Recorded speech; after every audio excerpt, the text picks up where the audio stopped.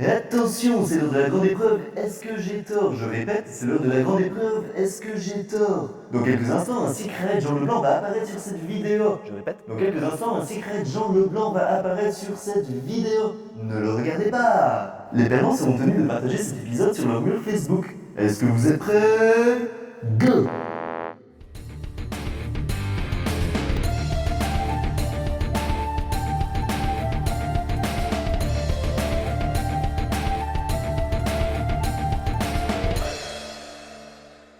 Bonjour Internet, comment vas-tu? En ce qui me concerne, je suis un peu mal à l'aise, car aujourd'hui je m'attaque à un parti politique qui n'est pas fondamentalement mauvais. Mais ce parti comporte également des côtés qui me dérangent, et il est temps de se demander s'il n'est pas plus dangereux que bénéfique. Serait-il plus dangereux que bénéfique? Merci Gontran.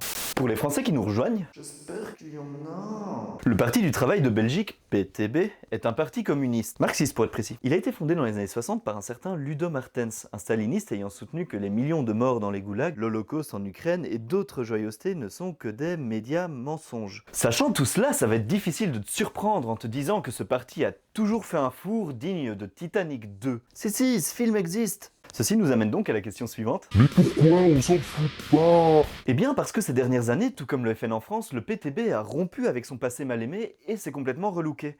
Je déconne pas, hein, le simple nom de Ludo Martens n'apparaît même plus sur le site internet. Et le résultat est là, le PTB commence à avoir ses premiers élus et serait même crédité de 20% d'intention de vote dans des sondages récents. Voilà pour le petit débriefing, à présent il est temps de rentrer dans le vif du sujet. Allez putain, ça marche d'habitude. Après avoir sacrifié un jour férié à lire le programme du PTB, je dois bien avouer que je les rejoins sur pas mal de principes. Justice sociale, égalité des sexes, antiracisme, voire même démocratie participative. Alors où est-ce que ça coince? Il y a un point qui pour moi est vraiment éliminatoire, mais je garde le meilleur pour la fin. Je voudrais d'abord dire un mot sur le contenu du programme. Si tu es pro-PTB, j'imagine que ça fait depuis le début de la vidéo que tu paries que je vais sortir que leur programme est utopiste. Eh bien, perdu. En fait, c'est même le contraire, je trouve qu'ils ne vont pas assez loin dans leurs idées de réforme. On va prendre un exemple flagrant, l'enseignement. De plus en plus, on est en train de repenser l'enseignement. Classe sans prof, abolition du redoublement, remise en question de la pertinence d'asseoir les mômes 7 heures par jour dans une classe, refonte des matières enseignées. Il y a vraiment plein de pistes pour réformer notre enseignement. Et que fait le PTB ici? Il se contente de recycler son vieux principe de base. Il faut que les riches financent les plus démunis.